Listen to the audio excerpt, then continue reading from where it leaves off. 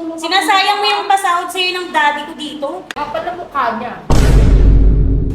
Yan! Hoy, ano ba yan? Bakit nasusunog na yung kawali? Hanggat hindi ka umaamin sa amin na ikaw ang kirida ng daddy namin, hindi ka namin matatanggap sa bahay na to. Ano nga uli pangalan mo? Tinay po. Tinay. Ano? Hello po. O mga anak, may bago tayong kasambahay. Hello po. Si Tinay. Mababait yung mga anak ko, ha? Mga anak, kayo na bahala, turuan nyo, ha? At magtatrabaho lang ako, ha? O ikaw na bahala, magpakabait ka, ha? Okay? Sige po. Sige na. Hello po. Liligpitin ko na po yan. Ganyan na suot mo, pumasok ka ng katulong dito? Ha? Ano, inakit-akit mo yung daddy namin para mag-hire ka dito? Ha? Ang kapal nila mukha mo, ha? Umaming ka na, hindi ka katulong dito, kapit ka ng daddy namin. Ha? Or, Diba? or hinuhututan mo yung daddy ko. Siguro hinuhututan mo siya para pumasok ka dito, no? May carbon. Okay, sige. Palinis mo Hugasan na nga lahat to. yan. Hugasan mo lahat. Lahat. Just yung lamesa, pakipunasan. Opo, sabi. Pakipunasan lang yung lamesa, please. Pakipunasan. Ito pa, oh. Ito pa. Please, pakipunasan to. Ito pa. Opo, wait lang po.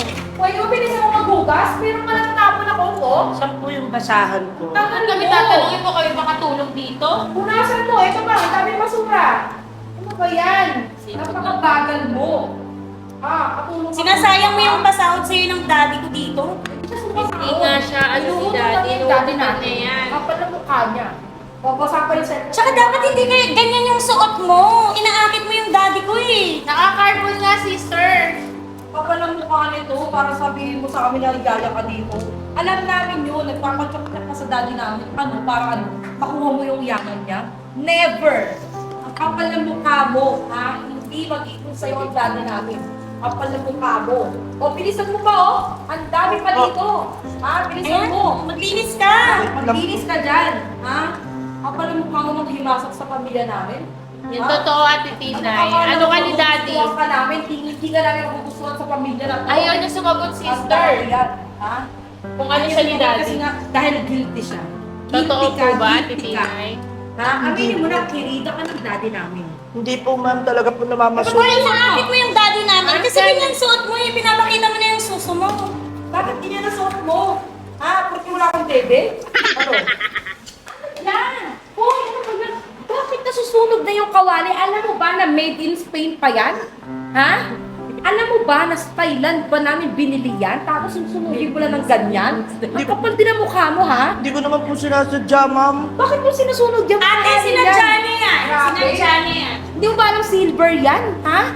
Pasusunugin mo lang? Pasensya na po Ha? ma'am, ulitin ko na lang po. 1.5 million ang bili ko sa Ibawas kawali na yan sa yan. sahod niya. Ibawas sa sahod. Hindi siya sumasahod dahil humihingi siya ng mga pera sa daddy natin. Hindi siya sasahod kasi nga, ang gusto niya is makuha niya yung buong kayamanan natin. Ate Tinay, Kapal din ang totoo mukha mo. yun. Hindi po ma'am.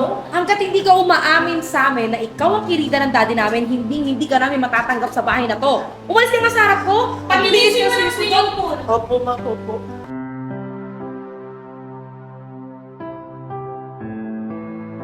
Mababait yung mga anak ko, ha? Mga anak, kayo na bahala, turuan nyo, ha? Sige po. Sige na. Hello po. O, patagayin niyo to, patagayin. Yan. Puta ka na, huwag naman yan. Liligpitin ko na po yan.